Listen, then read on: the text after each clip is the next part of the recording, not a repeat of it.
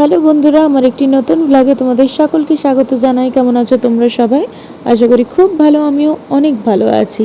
তো আজকে হোলির পরের দিন, দোলযাত্রার পরের দিন আজকে হোলি। তো আগের দিন যেহেতু গ্রহণ ছিল, তাই অল্প একটু আবির আমার রাধা মাধব আর আমার গোপু সোনাকে ছুঁয়েই রেখে দিয়েছিলাম, সেভাবে হোলি খেলাতে পারিনি।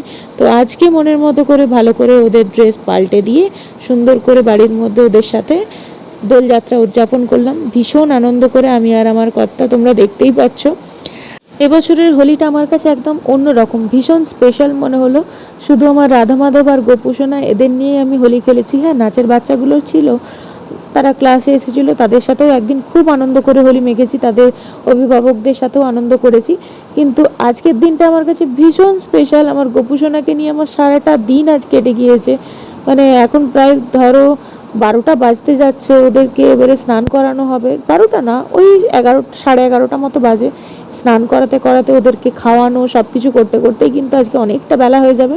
তারপর রান্নাবান্না করব।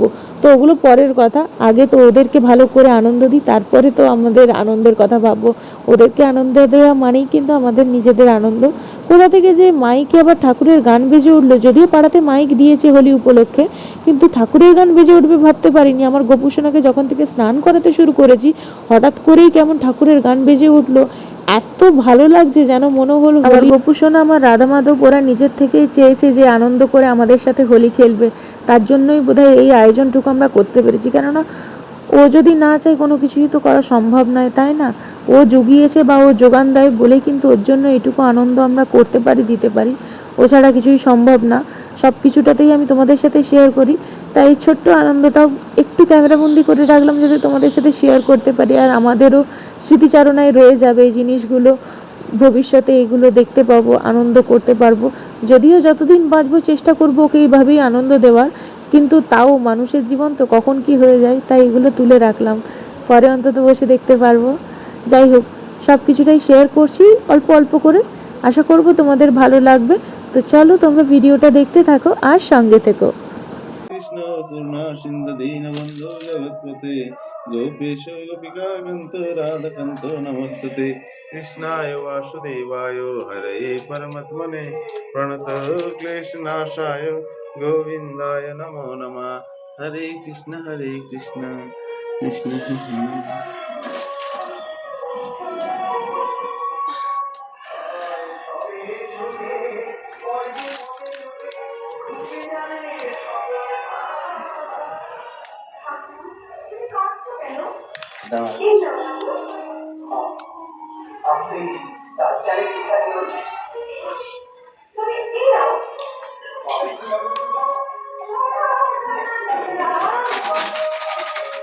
যাও স্নান হয়ে গেছে আবির দিয়ে।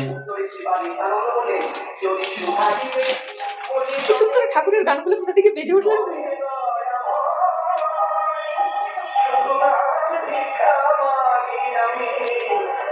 হরে কৃষ্ণ হরে কৃষ্ণ।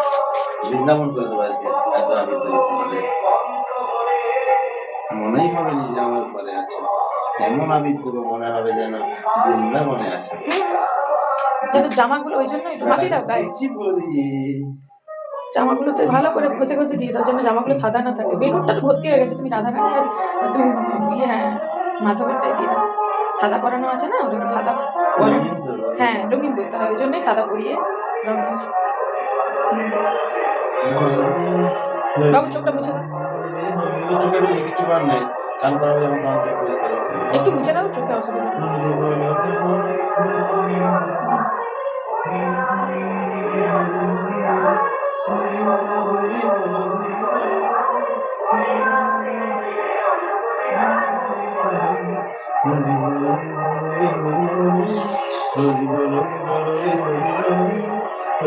এবারে রংটা ঢালো।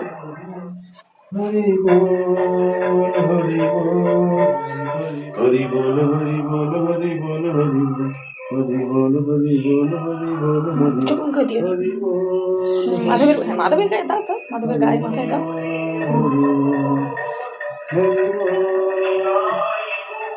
আরে ইঞ্জেকশনের সিরিজ দিয়ে পিচকারি করলে ভালো হতো, যদি ওটাকে দিতাম। এটা পরের বছর কিনে দেবো ওদেরকে, ওদের জন্য থাকে তো।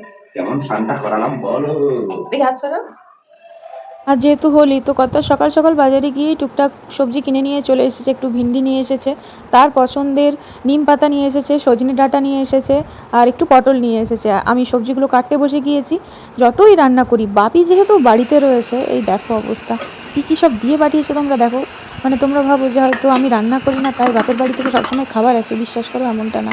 আমি বাড়িতে 10 পদের রান্না করলেও বাপের বাড়ি থেকে আমার বাপি যদি থাকে ঠিক খাবার দিয়ে পাঠাবে। আসলে মা থাকলে সমস্যাটা কী হয়, মাও চাই দিয়ে পাঠাতে, কিন্তু একা হাতে কি আর সে দিয়ে যেতে পারবে? আমার বাড়ির থেকে দূরত্বটা খুব একটা দূরে না হলেও হেঁটে আসাটা তো সম্ভব না, আর অতটা আসাটাও যায় না।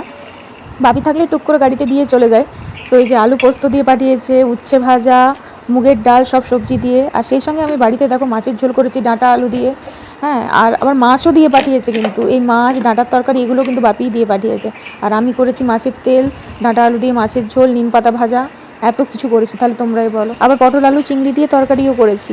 তো এত কিছু রান্না আমি রান্না করে নিয়েছি, তারপরে এগুলো সব বাপি দিয়ে গেছে। তো যাই হোক, চলো আজকের ভিডিওটা এ পর্যন্ত, খেয়ে নি, প্রচুর খিদে পেয়েছে। ভিডিওটি ভালো লাগলে একটা লাইক করে দিও। আজকের মতো টাটা, দেখা হবে পরের ভিডিওতে। শুভ দুপুরের শুভেচ্ছা সবাইকে।